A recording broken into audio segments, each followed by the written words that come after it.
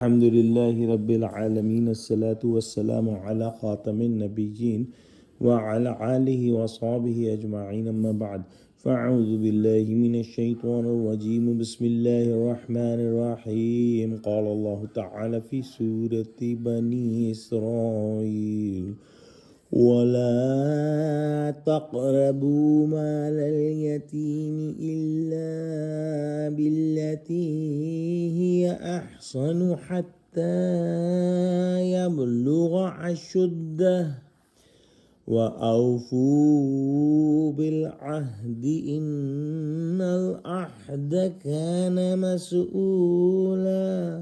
ترجمہ، اور پاس نہ جاؤ یتیم کے مال کے مگر جس طرح کے بہتر ہو جب تک کہ وہ پہنچے اپنی جوانی کو، اور پورا کرو عہد کو، بے شک عہد کی پوچھ ہوگی۔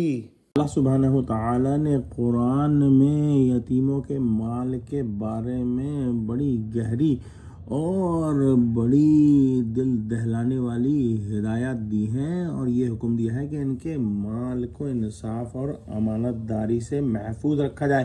یتیم کے مال کے قریب صرف بہترین طریقے سے جانا چاہیے اور اسے اس وقت تک سنبھالا جائے جب تک کہ یتیم خود سمجھدار اور بالغ نہ ہو جائے۔ اس مال کو ناجائز طریقے سے کھانا سختی سے ممنوع ہے، بلکہ اس میں شفقت، ذمہ داری اور اخلاقی دیانت داری کا حکم ہے۔ ساتھ ہی قرآن ایسے لوگوں کے لیے سخت وعید سناتا ہے جو یتیموں کا مال ناحق کھاتے ہیں۔ وہ اس عمل کو اپنے پیٹ میں آگ بھرنے کے مترادف قرار دیتا ہے، اور قرآن میں ان کے لیے آخرت میں سخت عذاب کی دھمکی ہے جو یتیموں کا مال نہ کھائیں۔ یہ سخت تنبیہ اس بات کو واضح کرتی ہے کہ کمزوروں کے حقوق کو پامال کرنا اسلام میں کس قدر بڑا جرم ہے۔ اس کے علاوہ اس آیت میں عہد کی پابندی کرنے کا بھی حکم ہے۔ اس میں سب عہد داخل ہیں، خواہ وہ عہد اللہ سبحانہ وتعالی سے کیے جائیں یا بندوں سے، بشرط یہ کہ غیر مشروع یا شریعت کے خلاف نہ ہوں۔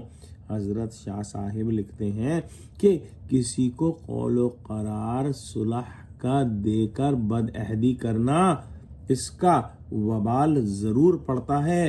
دعا کرتے ہیں کہ اللہ سبحانہ وتعالی ہم کو قرآن کا فہم عطا فرما، ہم کو سچوں سے جوڑے، ہم کو صراط مستقیم پر قائم فرما دے، ہم کو یتیموں کے حقوق ادا کرنے والا اور اپنے عہدوں کی پاسداری کرنے والا بنا، آمین۔